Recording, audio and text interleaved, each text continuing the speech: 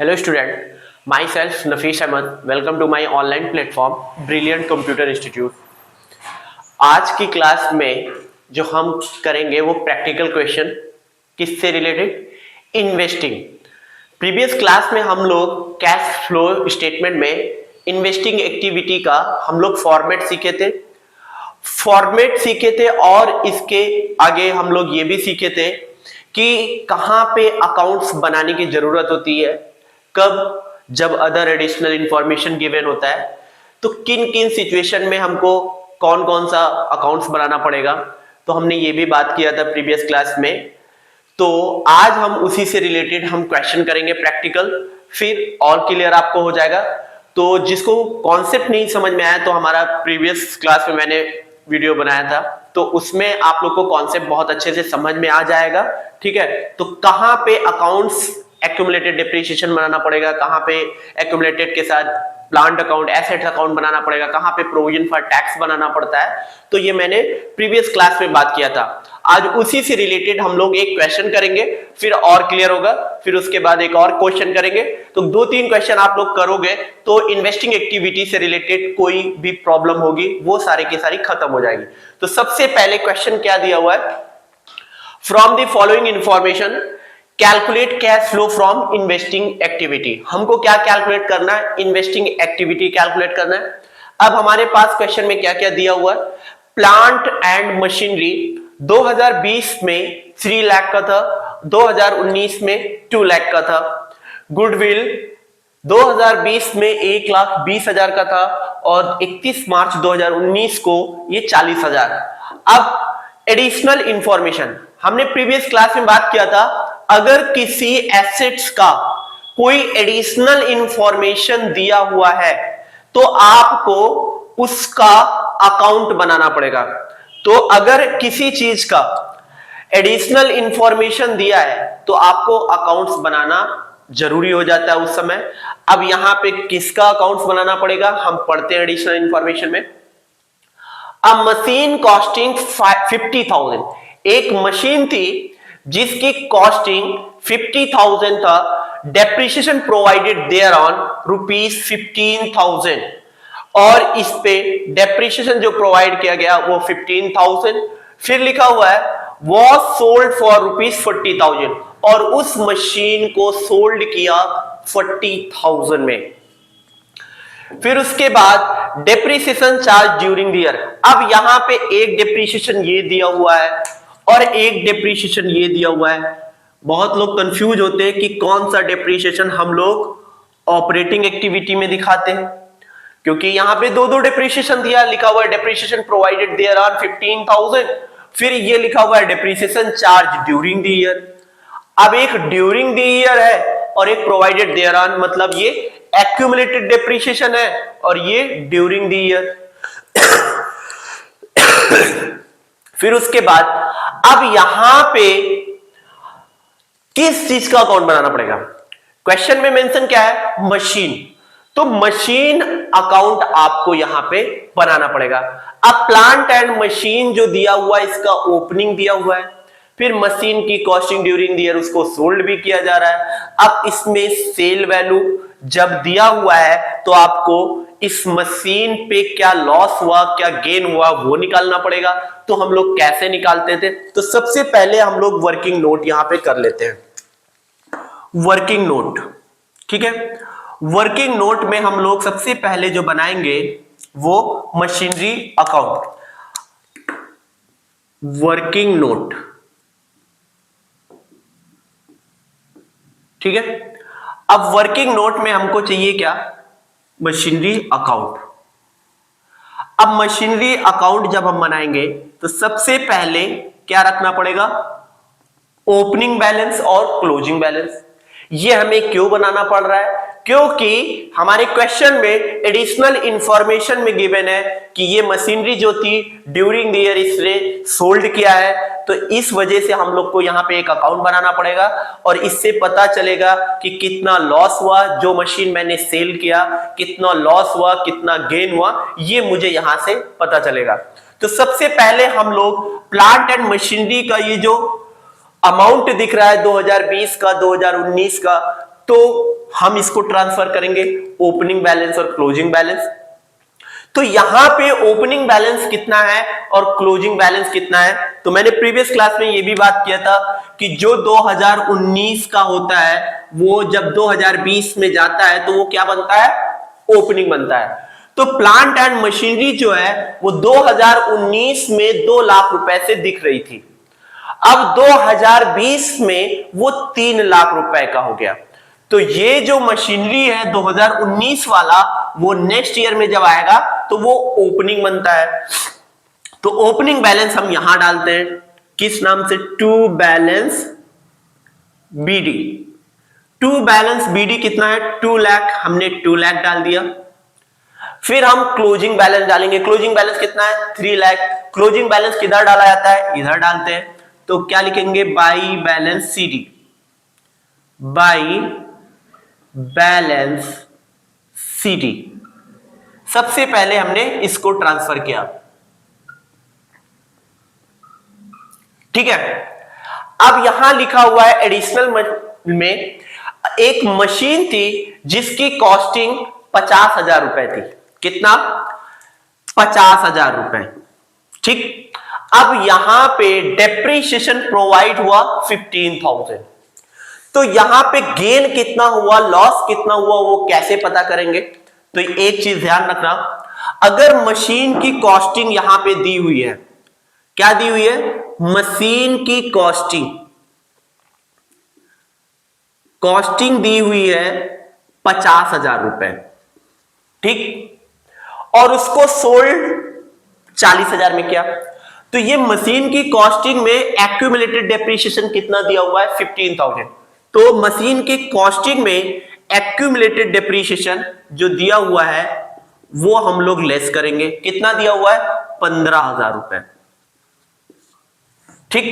अब इसकी final cost कितनी निकली, 35,000। कितना निकला, फाइनल कॉस्ट जो निकला इसका वो 35,000। समझ में आया, मैंने क्या बोला कि मशीन की कॉस्टिंग दी हुई है 50,000, अगर मशीन की कॉस्टिंग दी होती है तो उसमें हम लोग एक्यूमुलेटेड डेप्रिसिएशन लेस करते हैं। तो एक्यूमुलेटेड डेप्रिसिएशन कितना दिया हुआ है, 15,000। अब इस कॉस्टिंग में डेप्रिसिएशन को मैंने लेस कर दिया तो फाइनल कॉस्ट मशीन की निकली 35,000। अब उसको उसने सोल्ड कितने में किया, सोल्ड जो किया है वो 40,000 में किया है, ठीक।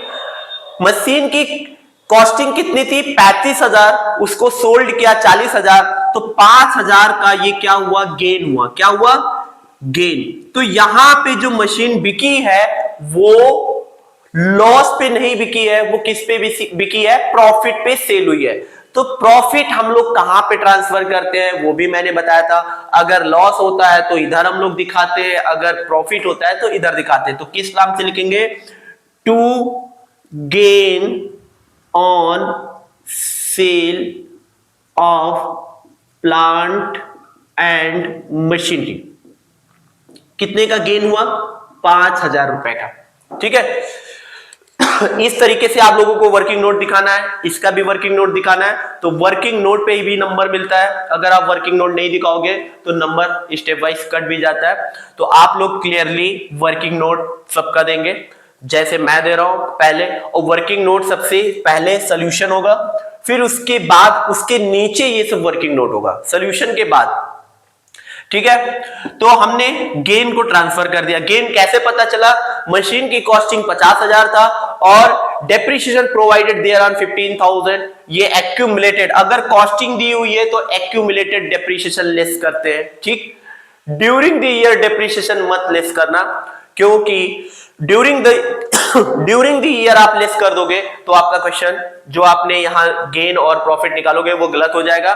तो कॉस्टिंग जब दी हुई होगी तो हमेशा एक्यूमुलेटेड डेप्रिसिएशन लेस करना, ना कि ड्यूरिंग द ईयर का जो डेप्रिसिएशन है वो लेस कर देना, ठीक है। वो लेस नहीं करना है, जब कॉस्ट है तो हम लोग एक्यूमुलेटेड डेप्रिसिएशन लेस करते हैं, जैसे मैंने यहां किया, machine costing 15,000, accumulated 15, final cost 35 और सोल्ड किया 40,000 का, कॉस्ट 35,000 थी, उसको सेल कितने में किया, 40,000 में, तो गेन इतना हुआ। अब मशीन बिकी कितने में, 40,000 में। तो मशीन जब बिकती है तो क्या एंट्री बनती है, bank account debit to machinery account. तो हम क्या लिखेंगे, बाई बैंक, यहां लिखेंगे बाई बैंक अकाउंट, और ब्रैकेट में हम लोग सेल लिख देंगे। कितने का सेल हुआ, 40,000 का। ठीक है, अब क्या बचा, अब यहां पे हम लोग क्या दिखाएंगे, डेप्रीशिएशन दिखाएंगे। अब डेप्रीशिएशन कितना हुआ, अब डेप्रीशिएशन हम लोग यहां पे चेक कर लेते हैं। डेप्रीशिएशन यहां पे कौन सा डेप्रीशिएशन आता है, मैंने प्रीवियस क्लास में ये भी बात किया था, जब आप सिर्फ मशीनरी अकाउंट बना रहे होते हैं तो यहां पे जो डेप्रीशिएशन आता है वो ड्यूरिंग द ईयर। तो ड्यूरिंग द ईयर का डेप्रीशिएशन कितना है, ड्यूरिंग द ईयर का डेप्रीशिएशन 5,000 है। कितना है, 5,000। तो ये चीज याद रखना। तो कितना आया, 50,000। कितना डेप्रीशिएशन है, 50,000 है। ठीक है, ये डेप्रीशिएशन 5,000 नहीं था ड्यूरिंग द ईयर का, ये 50,000 था। तो अब ये वाला डेप्रीशिएशन जो ड्यूरिंग द ईयर का डेप्रीशिएशन होता है वो हम लोग कहां दिखाते हैं, यहां दिखाते हैं। जब सिर्फ मशीनरी अकाउंट बना रहे होते हैं और मशीनरी के साथ जब एक्यूमुलेटेड बना रहे होते हैं तब ड्यूरिंग द ईयर की डेप्रीशिएशन यहां नहीं आती, तब ये वाली डेप्रीशिएशन यहां आती है। तो ये चीज ध्यान रखना। तो यहां पे सिर्फ मशीनरी अकाउंट बना रहे हैं तो कौन सा डेप्रीशिएशन आएगा, ड्यूरिंग द ईयर वाला, बाय डेप्रीशिएशन। और ब्रैकेट में हम लिख लेते हैं ड्यूरिंग द ईयर, क्योंकि याद रहेगा हमको कौन सा डेप्रीशिएशन यहां पे आया है, ड्यूरिंग द ईयर कितना दिया हुआ है, 50,000। ठीक है, अब सब कुछ हो गया। लॉस होता तो इधर दिखाते, गेन होता तो इधर। तो गेन हुआ इस मशीन में तो हमने इधर दिखाया, और तो कुछ बचा ही नहीं। अब इसको हम टोटल कर लेते हैं। ठीक है, 3 लाख प्लस 50,000 प्लस 40,000, तो ये जो आया 3,90,000। ठीक है, कितना आया, 3,90,000। अब यहां पे कितना है, 3,90,000 में गेन कितना हुआ, 5,000 का। तो कितना बैलेंसिंग फिगर आया, 2,05,000 लेस करेंगे 390 में, 3,90,000 में 2,05,000, 0,0,058 और 1,85,000 बचा। अब 1,85,000 क्या होगा, इधर क्या आता है, मैंने ये बताया था, इधर परचेस मतलब टू बैंक आएगा। इसका मतलब ड्यूरिंग द ईयर मशीनरी इसने परचेस किया है। ठीक है, तो हम यहां पे बैलेंसिंग फिगर में क्या लिखेंगे, टू बैंक अकाउंट, और ब्रैकेट में परचेस लिख देंगे। कितने का परचेस किया, 1,85,000 और टोटल 3,90,000। क्लियर। जब आप मशीनरी अकाउंट सिर्फ बना रहे होते हैं तो हम लोग अकाउंट कैसे बनाते हैं, एक प्रैक्टिकल क्वेश्चन के थ्रू आप लोग को बहुत अच्छे से समझ में आ गया।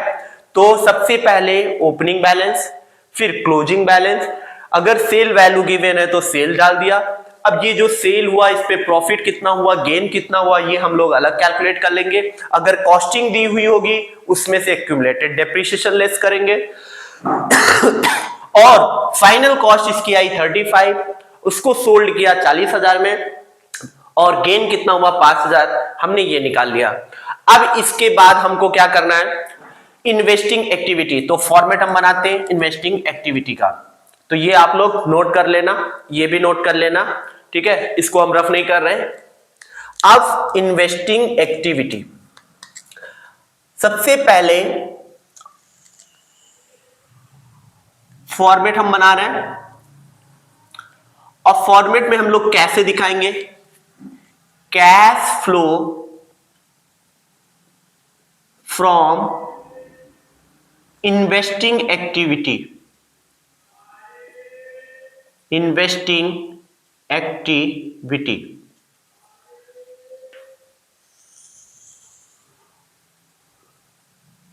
Amount particular.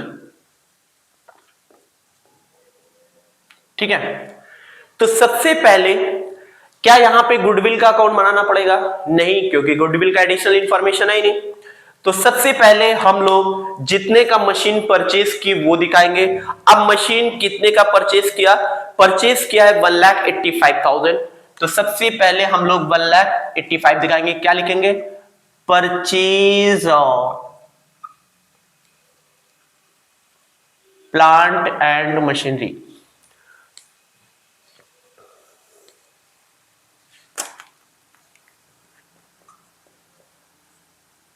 Plant and machinery कितने का परचेज किया? 1,85,000, ये वाला। ठीक है, ये क्या है? परचेज है। इसको हम लोग यहां पे दिखाएंगे कितने का परचेज किया। और मैंने ये भी बताया था कि जब हम पेमेंट कर रहे होते हैं, पेमेंट कब कर रहे होते हैं? जब हम कोई चीज परचेज कर रहे होते हैं। तो परचेज जब हम कोई चीज करते हैं तो कैश हमारा आउटफ्लो होता है, और जब कैश आउटफ्लो होगा तो उसको हम लोग निगेटिव में रखेंगे। मैंने ये भी बात किया था। तो हमेशा ये चीज ध्यान रखना, जब आप परचेज कर रहे होते हैं तो उसका अमाउंट हमेशा निगेटिव में रखना। अब ये हमने डाल दिया। फिर उसके बाद हम जो सेल किए वो यहां दिखाएंगे। क्या लिखेंगे? Proceed from sale of plant and machinery. Proceed from sale of plant and machinery. कितने का बेचा है? 40,000 का। अब यहां पे जब सेल किया तो पैसा आया या गया? पैसा यहां पे आया। तो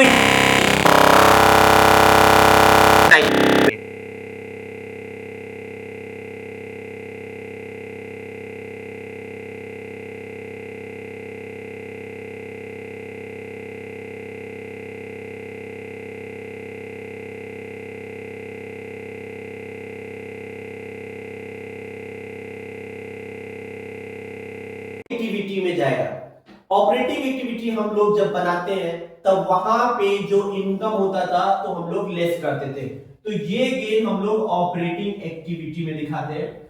मतलब एक्सपेंसेस को हम लोग ऐड करते थे, वहां पे इनकम जितने होते थे लेस करते थे। तो ये जो गेन है उसको हम लोग ऑपरेटिंग एक्टिविटी में दिखाएंगे। क्लियर? इसमें से क्या क्या इन्वेस्टिंग में आएगा और क्या ऑपरेटिंग में।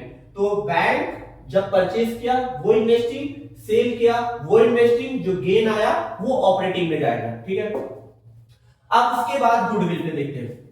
अब यहां गुडविल 2019 में 40,000 का था, ठीक, और 2020 में कितने का हो गया? 1,20,000। इसका क्या मतलब हुआ? इसका मतलब ये हुआ कि उसने ड्यूरिंग द ईयर गुडविल को परचेज किया। कितने से? 80,000 रुपए से गुडविल को परचेज किया। तो गुडविल परचेज जब किया तो पैसा जाएगा गुडविल परचेज। ठीक है, गुडविल परचेज। अब ये भी हम क्या करेंगे? इसको माइनस में रखेंगे। क्यों? क्योंकि यहां से पैसा क्या हो रहा है? आउटफ्लो हो रहा है। एक चीज और ध्यान रखो, अगर 40,000 से 1,20 हो गया तब हमने माना कि इसने गुडविल को परचेज किया। अगर यहीं पे 40,000 से 20,000 हो जाता तब हम लोग क्या मानते? तब हम लोग ये मानते कि गुडविल अमोर्टाइज हो गया। तब हम इसको कहां दिखाते? तब हम इसको ऑपरेटिंग एक्टिविटी में, जब non cash and non operating expenses बनाते हैं तब उसको हम लोग वहां पे ऐड करेंगे। तो ये चीज ध्यान रखना, अगर गुडविल इंक्रीज हो रही है तो ड्यूरिंग द ईयर उसने परचेज किया होगा तो उसको हम लोग इन्वेस्टिंग एक्टिविटी में दिखाएंगे। अगर गुडविल यहां डिक्रीज होता तो हम लोग ऑपरेटिंग, और किस नाम से दिखवाते? गुडविल अमोर्टाइजेशन या गुडविल रिटेन ऑफ। ठीक है, ये चीज ध्यान रखना, ये ना लिख देना कि गुडविल सेल हो गई। ठीक है, तो 40,000 से 1,20,000, 80,000 से उसने परचेज किया। 40,000 से अगर 20 तो मानेंगे अमोर्टाइज हो गया। तो हमने इन्वेस्टिंग एक्टिविटी कंप्लीट कर लिया। जो क्वेश्चन का डिमांड था मैंने वो सारा कवर कर लिया, एडिशनल इंफॉर्मेशन था वो भी कवर कर लिया। अब इसको हम लोग क्या करेंगे? टोटल करेंगे।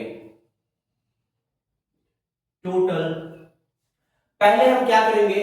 जो माइनस वाले होंगे उनको हम लोग ऐड करेंगे। माइनस का कौन कौन सा है? 1,85,000 प्लस 80,000। 1,85,000 प्लस 80,000 को हम पहले ऐड करेंगे, तो ये जो आया 2,65,000, ये आया माइनस का। कितना? 1,80,000 और प्लस 80, 2,60,000 प्लस 5, 2,65,000 माइनस का आया। प्लस का कितना है? सिर्फ 40,000 प्लस का है, तो कितना आया? माइनस का 2,65,000 प्लस का 40, तो यहां पे जो आया 2,25,000। कितना? 2,25,000 किस में आएगा? माइनस में आएगा। तो 2,25,000 हम लोग यहां पे लिखेंगे और हमेशा ब्रैकेट में रख देंगे, ठीक है। और इसको हम लोग क्या बोलते हैं? Net cash used from net cash used from operating activity, from investing बना रहे हैं, इन्वेस्टिंग एक्टिविटी, ठीक है। तो इस तरीके से हम लोग इन्वेस्टिंग एक्टिविटी बनाते हैं। सबसे ज्यादा बस वहां पे ध्यान करना पड़ता है ऑपरेटिंग एक्टिविटी में। ऑपरेटिंग एक्टिविटी बहुत सारे आइटम है, add, less, extraordinary. Investing activity और फाइनेंसिंग एक्टिविटी में इतना प्रॉब्लम नहीं आएगा जितना ऑपरेटिंग में आता है। तो ये बहुत सिंपल इन्वेस्टिंग भी है और फाइनेंसिंग भी है। तो इसके और भी क्वेश्चन अभी हम कराएंगे। ये पहला क्वेश्चन है, आप लोग को बहुत अच्छे से क्लियर हो गया होगा कि कहां पे मशीनरी अकाउंट बनाना पड़ता है। एक प्रैक्टिकल के थ्रू मैंने बहुत अच्छे से समझा दिया। अब नेक्स्ट क्वेश्चन हम कराने वाले हैं, तो आप लोग इसको अगर वीडियो अच्छी लगे तो लाइक करो, चैनल को सब्सक्राइब करो और वीडियो ये है जो शेयर करते रहो। और इससे रिलेटेड जो भी क्वेरीज है, डाउट्स है, तो आप कमेंट बॉक्स में कमेंट कर सकते हो। Thank you so much.